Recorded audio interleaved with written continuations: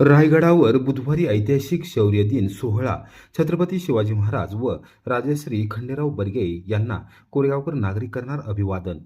स्वराज्याची दुसरी राजधानी म्हणून ओळख असलेल्या किल्ले रायगड येथे बुधवार दिनांक 18 मार्च रोजी ऐतिहासिक शौर्य दिन सोहळ्याचे आयोजन करण्यात आले आहे. किल्ले रायगड तिसऱ्यांदा स्वराज्यात सामील झाल्याच्या ऐतिहासिक घटनेला यंदा तब्बल 253 वर्ष पूर्ण होत असून त्या पार्श्वभूमीवर कोरेगाव येथील श्रीमंत हर्जीराजे बर्गे प्रतिष्ठानच्या वतीने हा सोहळा साजरा केला जाणार आहे.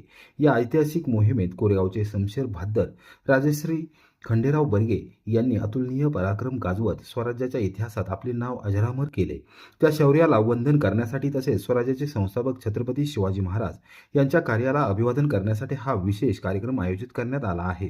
श्रीमंत हर्जीराजे बर्गे प्रतिष्ठानच्या वतीने प्रसिद्ध इतिहास संशोधक पांडुरंग सुतार आणि ज्येष्ठ विधिज्ञ चंद्रशेखर बर्गे यांनी या कार्यक्रमाबाबत माहिती दिली. त्यांनी सांगितले की किल्ले रायगड तिसऱ्यांदा स्वराज्यात आणण्यासाठी झालेल्या घनघोर लढाईत राजश्री खंडेराव बर्गे यांनी अद्वितीय शौर्य दाखवले. या विजयाच्या निमित्ताने रायगडावरील राजसिंहासनासमोर सरदारांनी रुपयाची फुले उधळून आनंदोत्सव साजरा केला होता. त्या गौरवशाली क्षणाला 253 वर्ष पूर्ण होत असल्याने हा सोहळा विशेष उत्साहात साजरा केला जाणार आहे. या सोहळ्याला कोरेगाव परिसरातील बर्गे घराण्याचे सदस्य तसेच 18 पगड जातीतील शेकडो नागरिक मोठ्या संख्येने उपस्थित राहणार आहेत. कार्यक्रमाचे अध्यक्षस्थान कोरेगावचे प्रथम नगराध्यक्ष प्रशांत उर्फ राजाभाऊ बर्गे भूषवणार आहेत. यावेळी किल्ले रायगडावरील छत्रपती शिवाजी महाराज यांच्या पुतळ्यास पुष्पहार अर्पण करून अभिवादन करण्यात येणार आहे.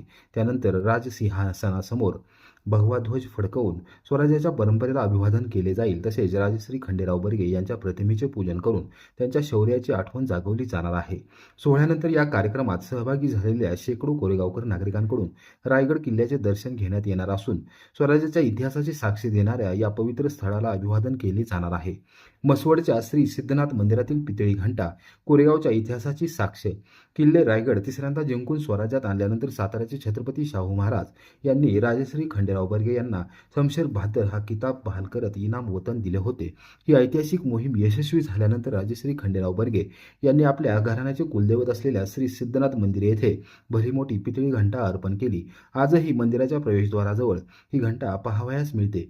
या पितळी घंटीवर सरदार खंडेराव बर्गे अशी अक्षरे कोरलेली दिसतात. त्यामुळे ही घंटा कोरेगावच्या ऐतिहासिक पराक्रमाची आणि त्या काळातील शौर्य परंपरेची जिवंत साक्ष म्हणून ओळखली जाते.